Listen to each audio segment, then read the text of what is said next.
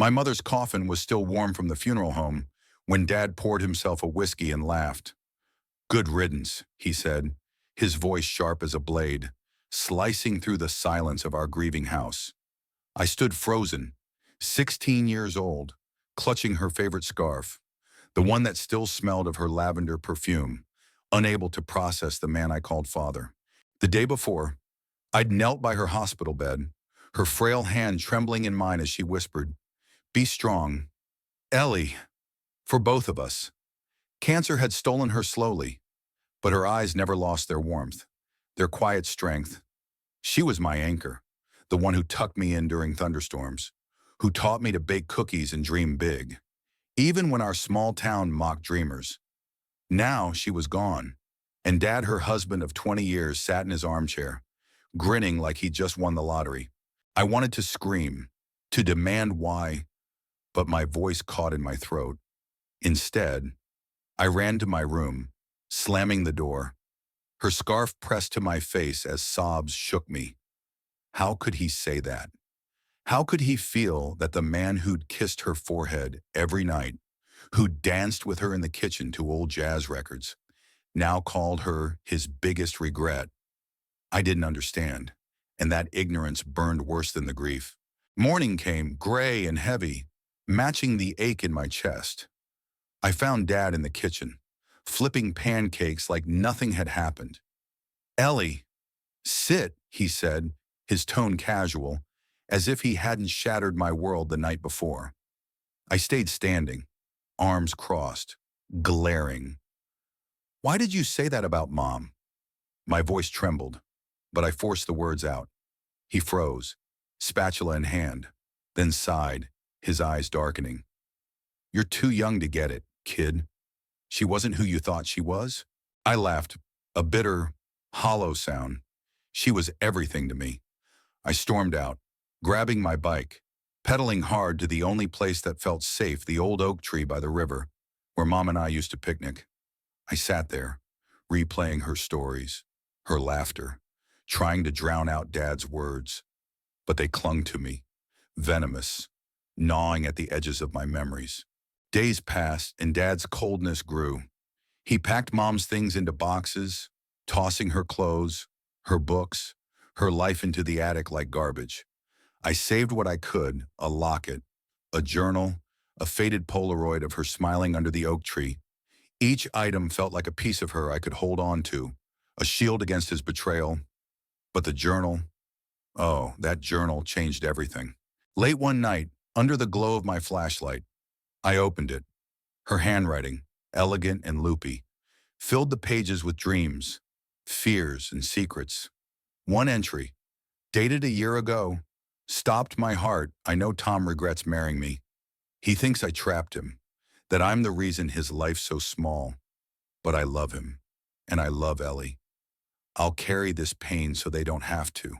My hands shook, trapped. How could she think that Mom had been the glue holding our family together, the one who made our tiny house a home? I read on, page after page, learning things I wasn't ready for. She wrote about Dad's dreams of being a musician, how he gave them up when she got pregnant with me, how he blamed her for tying him to this town, to a life he never wanted. She wrote about his late nights at the bar, his anger, his silence. But she also wrote about me, how I was her light, her reason to keep going, even when Dad's resentment grew. "Ellie deserves the truth one day," she wrote, "but not yet. Let her love him a little longer."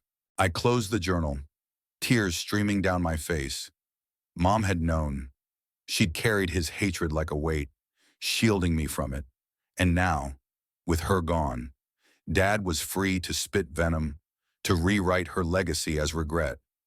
I wanted to hate him, but part of me ached for the man he used to be, the one who'd carried me on his shoulders, who'd promised Mom forever. The next morning, I confronted him. He was in the garage, sorting tools, his face unreadable. I read Mom's journal. I said, my voice steady despite the storm inside, "She knew you hated her. Why didn't you just leave?" He dropped a wrench, the clang echoing. For a moment, he looked broken, not the cold man I'd seen since her death. "Ellie," He started, then stopped, rubbing his face. I loved her once, but love, it gets messy. She got pregnant, and I gave up everything. I thought I could handle it, but I couldn't. Every day, I saw my failures in her eyes.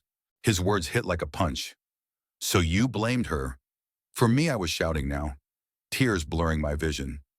He didn't answer, just stared at the floor. You're wrong, I said.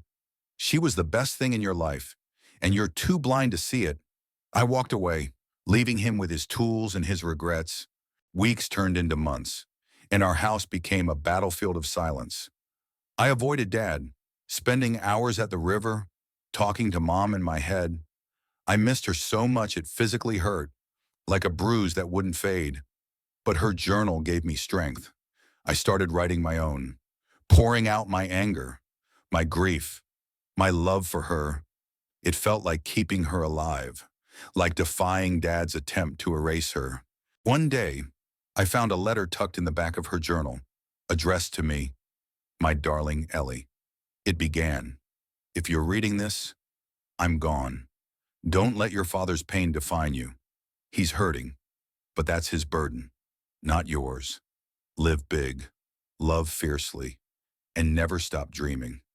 I'll always be with you. I cried until I couldn't anymore, but those words lit something inside me. Mom had seen this coming, Dad's bitterness, my confusion, and she'd left me a map to find my way. I started small.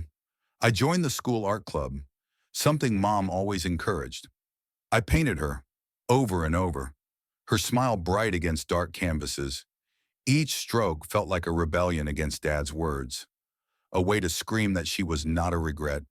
My art teacher noticed, entering one of my pieces in a local contest. When I won, I felt Mom's pride from somewhere beyond, warming me like sunlight. Dad noticed the change in me too. One night, he knocked on my door, something he hadn't done since Mom died. Ellie, he said, his voice softer than I'd heard in months. I'm sorry. I was wrong to say those things. I miss her, too. I didn't forgive him. Not yet, but I saw the cracks in his armor. Grief, guilt, a man drowning in his own mistakes. We started talking slowly. He told me about his music, how he'd once dreamed of playing in big cities, how Mom's pregnancy changed everything. I thought I hated her for it, he admitted, but it was me I hated. She was too good for me. I listened, not because I forgave him, but because Mom would have wanted me to try. By spring, things weren't perfect, but they were better. Dad stopped drinking so much. He pulled Mom's boxes down from the attic, and we went through them together, laughing and crying over her things. I showed him my paintings, and for the first time I saw him smile without bitterness. She'd be proud of you, he said, and I believed him. I don't know if I'll ever fully forgive Dad. Some wounds cut too deep, and his words about Mom will always sting. But I'm learning to carry her love instead of his hate. I'm living for her, for me, chasing dreams she believed in. And maybe, just maybe, Dad's learning to live with his regrets instead of letting them define him.